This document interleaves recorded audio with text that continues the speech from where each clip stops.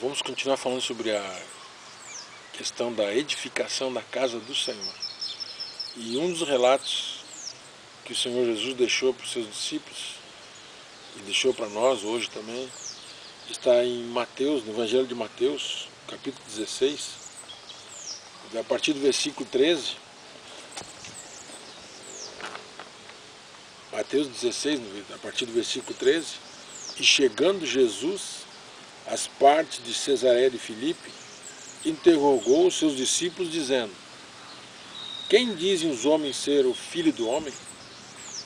E eles disseram: uns João Batista, outros Elias, e outros Jeremias ou um dos profetas. Disse-lhes ele: E vós, quem dizeis que eu sou? E Simão Pedro respondendo disse: Tu és o Cristo, o Filho do Deus vivo. E Jesus respondendo disse-lhe: Bem-aventurado és tu, Simão Barjonas, porque não foi carne e sangue quem te revelou, mas meu Pai que está nos céus. Pois também eu te digo que tu és Pedro, e sobre esta pedra edificarei a minha igreja, e as portas do inferno não prevalecerão contra ela. E eu te darei as chaves do reino dos céus, e tudo o que ligares na terra será ligado nos céus, e tudo o que desligares na terra será desligado nos céus. Então mandou os seus discípulos que a ninguém dissessem que ele era o Cristo. Desde então começou Jesus a mostrar aos seus discípulos que convinha ir a Jerusalém e padecer muito dos anciãos e dos principais dos sacerdotes e dos escribas e ser morto e ressuscitar ao terceiro dia. E Pedro, tomando-o de parte, começou a repreendê-lo, dizendo: Senhor, tem compaixão de ti, de modo nenhum te acontecerá isso. Ele, porém, voltando-se, disse a Pedro: Para trás de mim, Satanás, que me serves de escândalo, porque não compreende as coisas que são de Deus, mas só as que são dos homens. Então disse Jesus aos seus discípulos: Se alguém quiser vir após mim, negue-se a si mesmo, tome a sua cruz e siga-me. Porque aquele que quiser salvar a sua vida, perdê-la.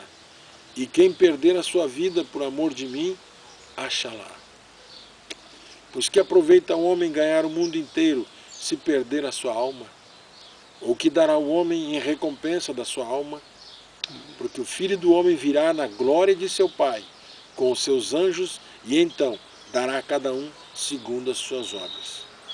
Em verdade vos digo que alguns há, dos que aqui estão, que não provarão a morte, até que vejam vir o Filho do Homem no seu reino. Então, de acordo com esse texto bíblico, nós podemos ver a maneira do Senhor edificar a igreja. E essa maneira do Senhor edificar a sua igreja é através da morte, da crucificação, da morte e da ressurreição. Se Cristo Jesus não fosse crucificado, se Cristo Jesus não fosse ressurreto, ele também não poderia edificar a sua igreja. A igreja, ela veio à existência por meio da morte e da ressurreição do Senhor Jesus. Se o Senhor Jesus não fosse crucificado, se o Senhor Jesus não fosse ressurreto, não poderia ter edificado a sua igreja. Nós vimos no versículo 21, diz: Desde esse tempo, então, o Senhor Jesus começou a mostrar aos seus discípulos que era necessário, ele disse que era necessário, né, no versículo 21, que era necessário padecer, ir para Jerusalém. Amém. E sofrer muitas coisas dos anciãos, dos principais dos sacerdotes, dos escribas, ser morto, mas ele iria ressuscitar no terceiro dia. E é esse versículo que está indicando que a edificação da igreja, ela se faz através da morte e também da ressurreição. E quando o Senhor Jesus fala aqui de ressurreição, ele fala também de uma forma de transfiguração. É o que nós vemos depois, logo no capítulo 17. Então, como igreja, nós temos que entender que nós hoje vivemos e existimos numa esfera já da transfiguração de Cristo Jesus. Nós não existimos como igreja, como um povo natural, como um povo carnal, mas devemos nos colocar na esfera da transfiguração de Cristo Jesus. Agora, se nós afirmarmos que a igreja é somente edificada por meio da cruz, por meio da morte e por meio da ressurreição de Cristo Jesus, nós podemos ainda ver que isso vai ficar muito vago, ainda vai ficar um tanto quanto doutrinário. E eu creio que hoje vai haver libertação para muitos de nós, povo de Deus. Nós precisamos avançar, nós precisamos ir mais à frente. E nós temos que aprender a utilizarmos as chaves do reino para negarmos e trancarmos o nosso ego em todas as situações.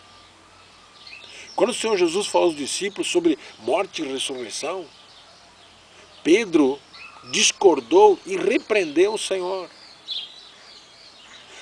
Observem, quando o Senhor Jesus começa a falar aos discípulos sobre a sua morte e a sua ressurreição, Pedro toma o Senhor Jesus à parte, começa a repreender o Senhor e ele discorda totalmente do Senhor. Aí no versículo 22, aí Pedro, chamando o Senhor Jesus à parte, começou a reprová-lo. Reprovando o Senhor Jesus. E dizia assim: Senhor, tem compaixão de ti. E ainda complementava: Senhor, isso de modo algum te acontecerá. Então, amados irmãos, está no meu coração de poder deixar isso com os irmãos. Algo está acontecendo no meio da igreja. Nós temos que aprender que a igreja não é edificada somente através da cruz, da morte e da ressurreição do Senhor Jesus.